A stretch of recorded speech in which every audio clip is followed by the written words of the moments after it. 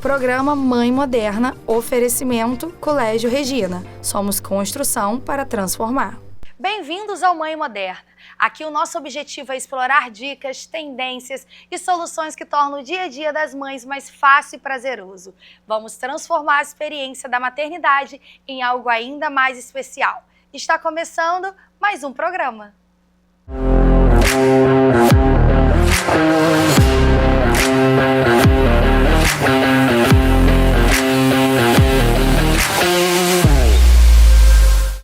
E o Mãe Moderna dessa semana recebe a doutora Mariana Berlink, pediatra neonatologista e também mãe de um casal. Seja muito bem-vinda, Mariana. Estou muito feliz em te receber aqui em nosso programa. Obrigada, Paula. Eu que agradeço o convite.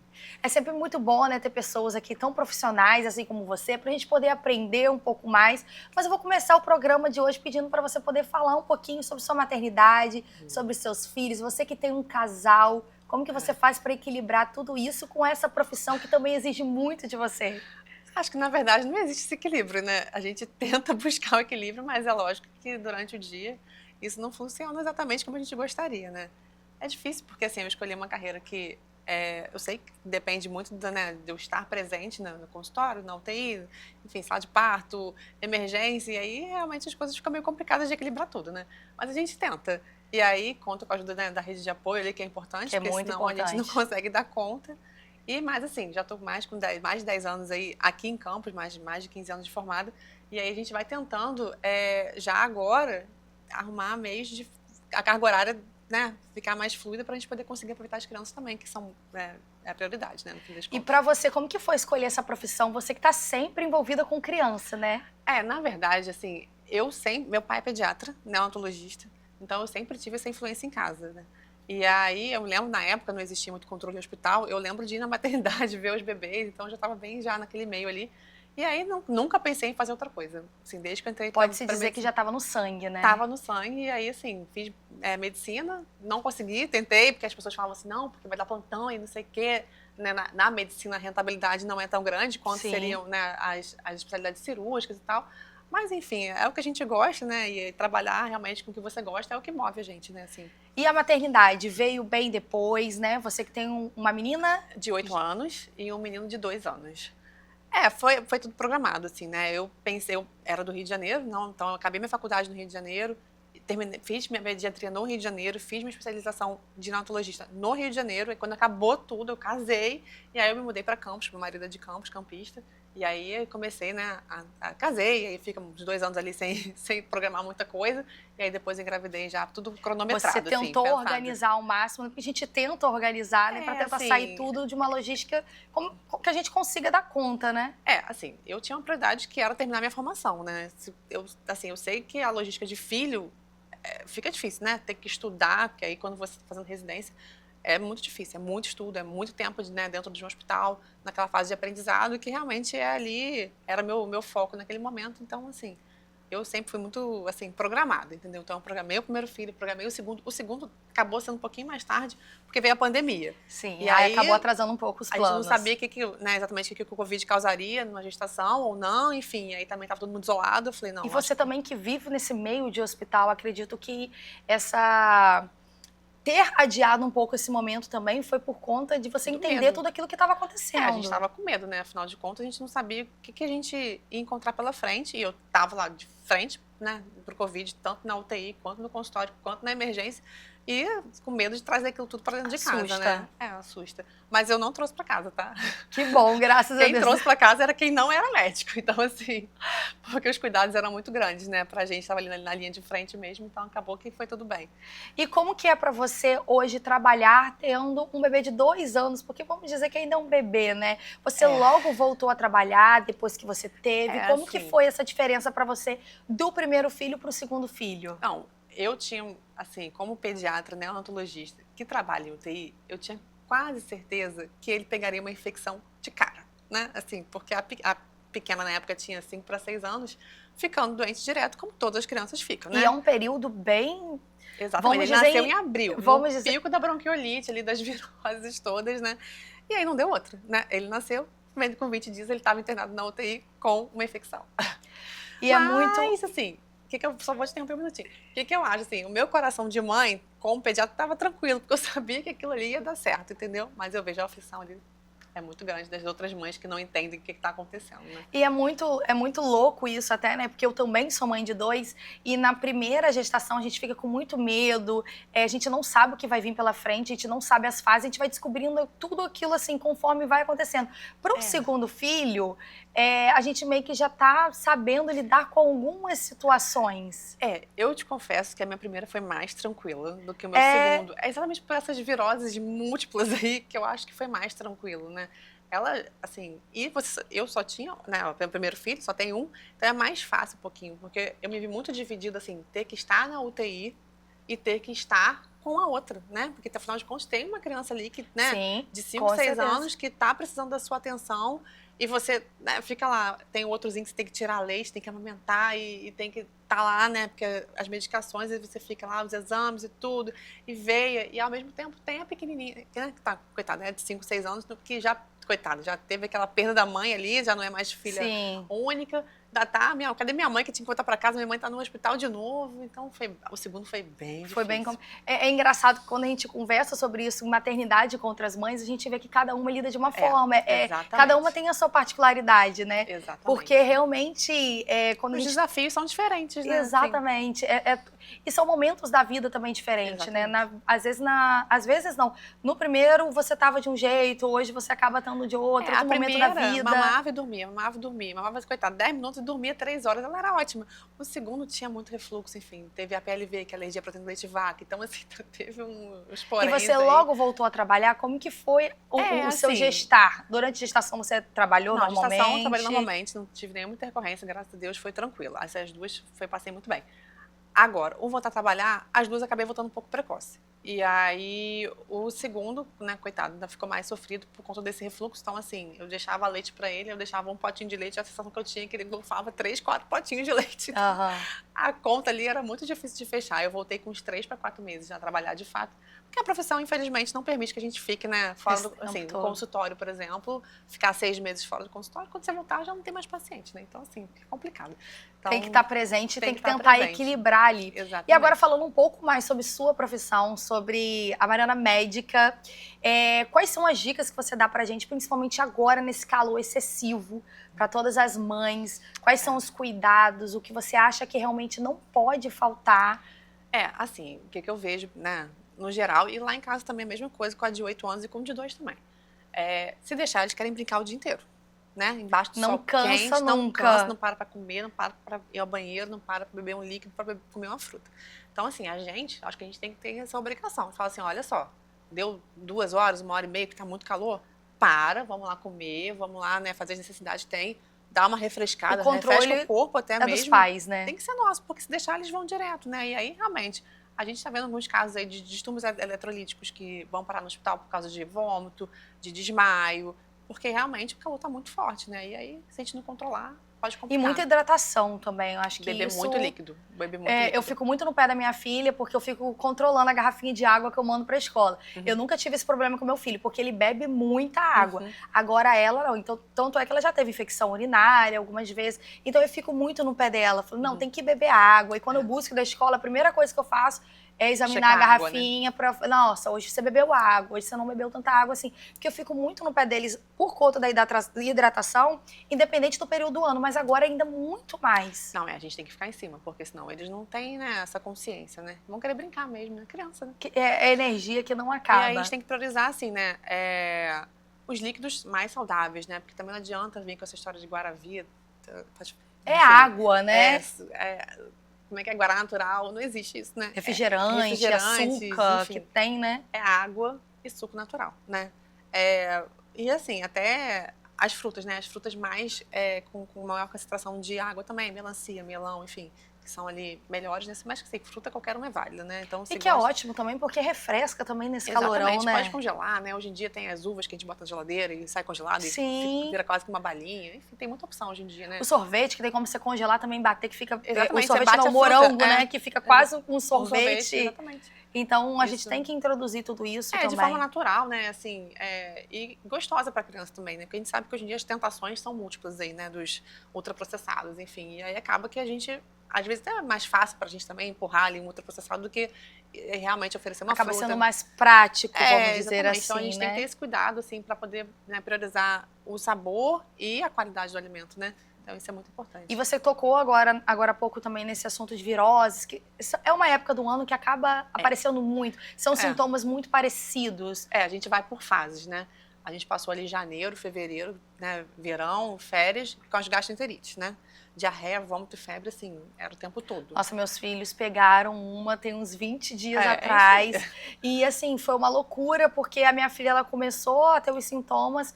Passou uns 20 minutos do primeiro sintoma dela, meu filho começou também. Eu falei assim, meu Deus, que loucura. E foi, assim, uma coisa horrível. Exatamente. Isso aí foi geral, né? Foi todo mundo. Não é só aqui, né? Não é só Campos, né? Esse é um problema do tempo mesmo, né? As comidas também que acabam ficando, apodrecem mais rápido, são mais perecíveis, enfim.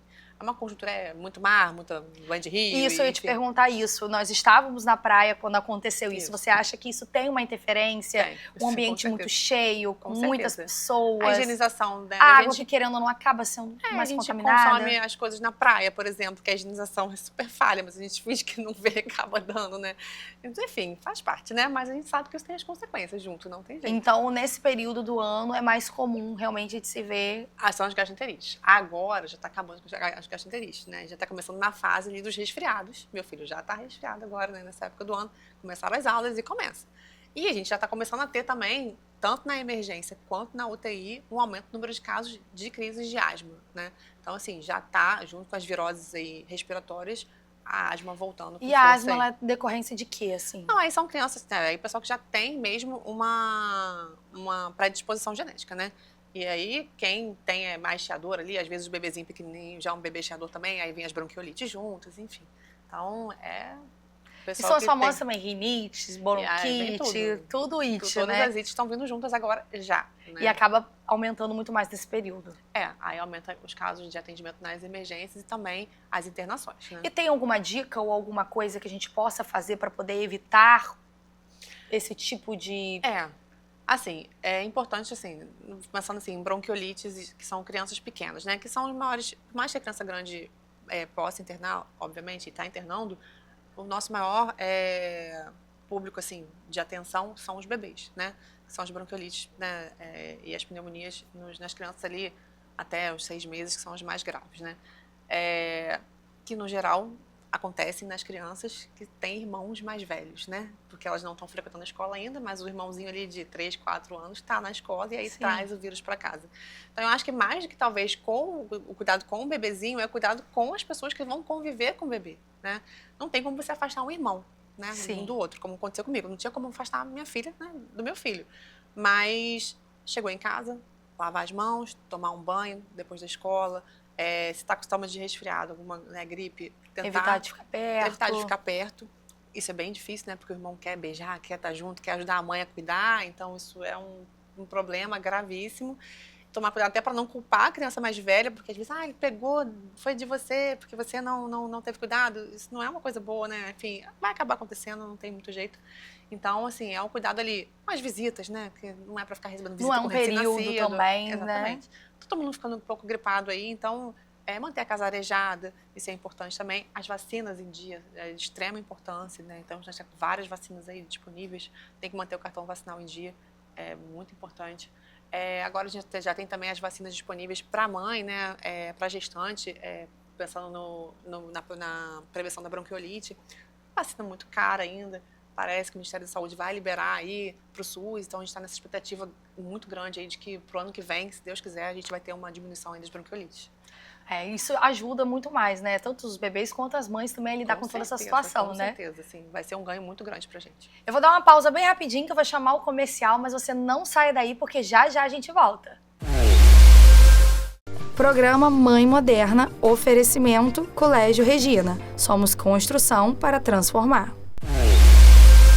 E retornamos agora dos comerciais. E eu continuo aqui o meu papo com você. E você falou comigo lá no final do primeiro bloco, né? Nós estávamos comentando a respeito das vacinas. Eu acho que é um assunto muito importante que nós temos até que frisar um pouco mais a importância, porque tem ainda, infelizmente, algumas mães que acabam optando por não vacinar ou de não deixar o cartão de vacina em dia, não participar das campanhas. Para vocês, pediatras, que sempre, né, nos incentivam a isso, como que é lidar com toda essa situação? É de extrema importância a consciência da população com relação à eficácia das vacinas, né? A gente tem diversos estudos, isso é comprovado, né, cientificamente, realmente da importância da relevância de todas as vacinas, né? E aí a gente tem que ter esse cuidado de manter em dia mesmo, né? Porque tem muito, ainda não vou dizer que tem muita gente, mas tem algumas pessoas que realmente não querem vacinar, e aí a gente vê a ressurgência de doenças aí que estavam extintas e que estão voltando por causa disso, né? Não, porque, realmente. assim, a vacina não protege 100%, né? Mas protege muito o indivíduo. E aí, se tem uma pessoa que não está protegida, ela começa a contaminar outras que talvez até estivessem vacinadas, mas já está com a imunidade ali um pouco mais baixa, acaba pegando doença e vai um passando para o outro, um passando para o outro.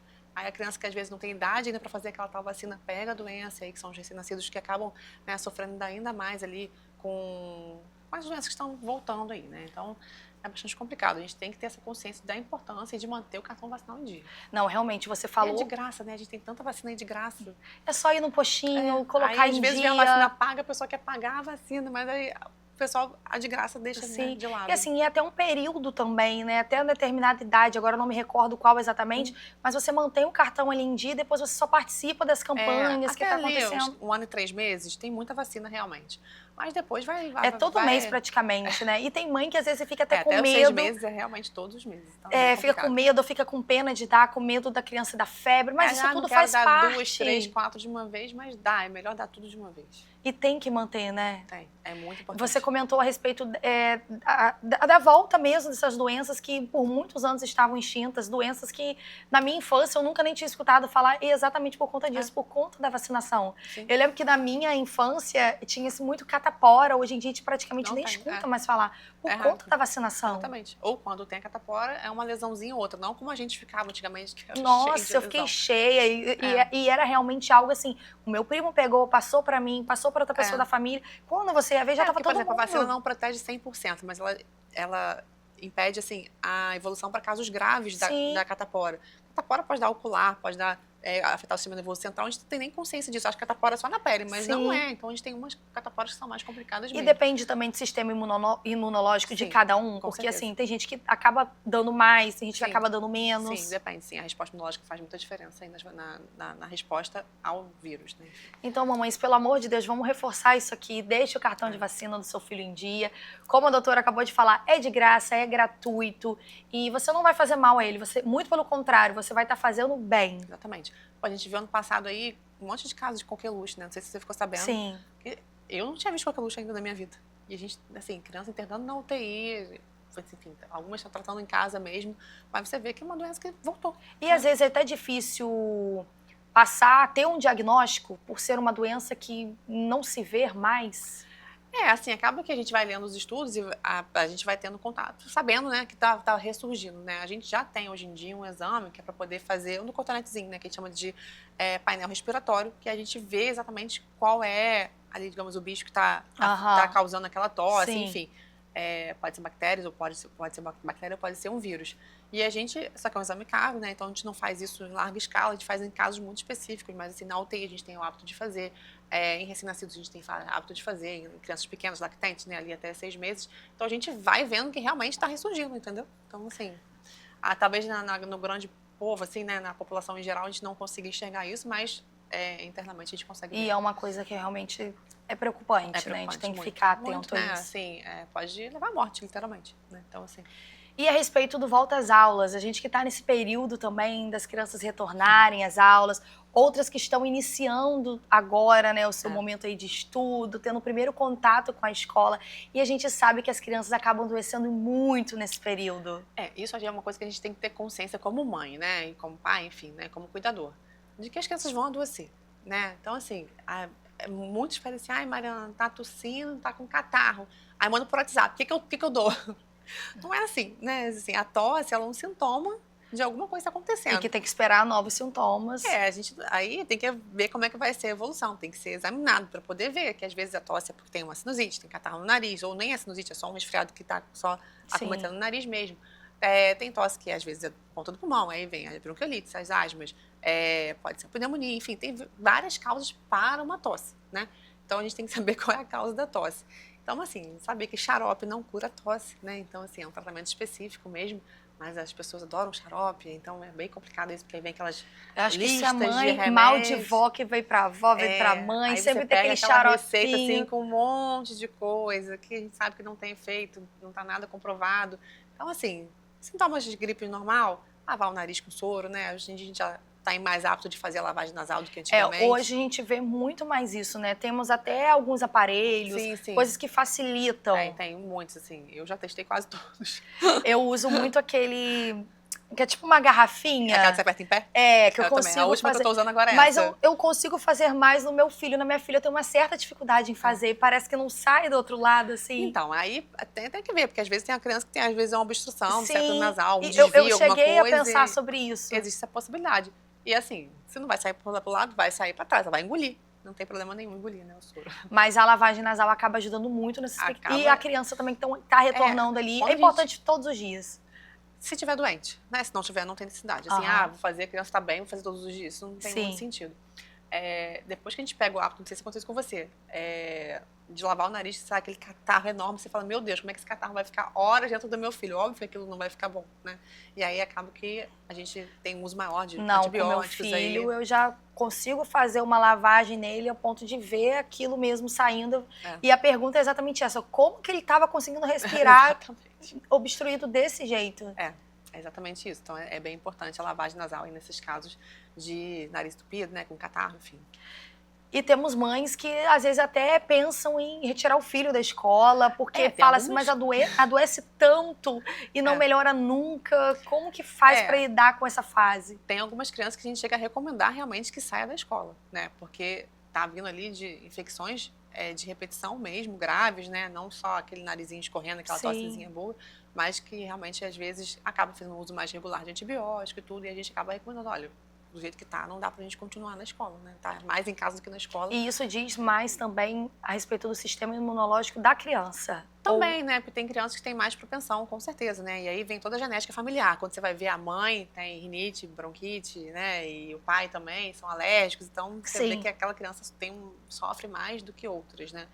Então, as crianças que têm irmãos já vão adoecendo desde que nascem. Então, às vezes, quando chega ali na fase escolar, já nem ficam tão doentes, porque já ficaram, coitadinhos, lá atrás, né? Mas, assim, a ideia é essa, mais ou menos assim, uma semana bom, uma semana ruim, uma semana melhorando, aí uma semana bom de novo. Tendo paciência, porque essa fase vai passar. Quando a gente está vivendo essa fase, a gente acha que ela não vai passar nunca, mas ela passa. Eu acho que os primeiros 2 anos de escola são os mais complicados, né? Então, assim, vai ser meio recorrente mesmo. E aquela criança de pandemia? Essa daí sofreu bastante, porque ela ficou sem imunidade nenhuma, né? Coitada. Ficou então, quando ela teve esse contato com o mundo novamente... Veio tudo de uma vez só, né? A gente passou um período bem ruim, mas agora já melhorou, essas crianças já cresceram. Já deu para criar imunidade, nós estamos em 2025. Mas a gente viu, assim, engraçado, isso foi uma coisa muito ruim, assim, foram meses, né, de isolamento, crianças que nasceram na época do isolamento mesmo, que você viu que não tinha imunidade nenhuma. Não podia passar um resfriado na frente. A minha filha não nasceu na pandemia, mas eu acho que o período que era para ela estar criando aquela imunidade, ela estava presa dentro de casa. Então, quando ela teve esse contato com o mundo, eu percebi que ela foi uma criança que adoeceu muito durante um período. Mas, como você falou, já passou, porque isso foi 2020, nós estamos em 2025. As crianças de pandemia agora estão com seus 5 anos, então essa pior fase já passou. Graças a Deus. Então, o recado que a gente tem para dar para as mães também é esse, né? Calma, porque essa fase vai passar. Calma. Tem que ter um pediatra, assim, que eu acho que você possa ter um contato, né? Se você puder ligar, tirar uma dúvida. Isso é essencial. Porque senão, assim, vai parar na emergência toda hora. E o médico da emergência está te vendo naquele momento. É muito pontual. São 15 minutos de consulta. Se for 20, vai ser muito, enfim. E aí, acaba que o uso de antibióticos, de corticoide, de polivitamínicos que não tem eficácia, Aumenta muito, né? Então, E assim, faz, eu acho que também toda a diferença você ter um pediatra que conhece o histórico do seu sim, com filho, certeza, né? isso faz muita Que já diferença. sabe o que ele passou, como que ele Ele possa reage. acompanhar, aí ver a criança hoje, daqui a 2, 3 dias, ver de novo. Se não puder ver, porque vai vir final de semana, ou feriado, enfim, uma coisa, mas tá pelo telefone, tá tendo contato, para poder acompanhar mesmo. Porque, assim, criança de emergência é muito ruim, acaba que é muito sofrido isso, Sim. né? Então, esse acompanhamento ali de perto faz muita diferença pro tratamento mesmo. E o né? seu conselho em relação a manter os exames em dia, dependendo da idade da criança, uma vez ao ano, 2 vezes ao ano? Assim, a gente costuma fazer a partir dos 2 anos de idade alguns exames de rotina, né? Antes não tem tanta necessidade, a não ser que realmente haja alguma coisa fora ali, né, do padrão normal, mas também não é nascer e ficar fazendo exame toda hora, não. Sim. Então, assim, a gente tem um padrão ali a partir dos 2 anos de fazer exame de rotina. Só para poder acompanhar, ver se tá tudo ok, aquele isso. check-up geral, né? Exatamente, isso é importante, né? Com certeza. Ó, Mariana, muito obrigada, estou muito feliz de te receber aqui, Eu foi que muito agradeço. esclarecedor. E vocês aí de casa, eu espero que vocês tenham gostado e semana que vem nós estamos de volta. Até lá!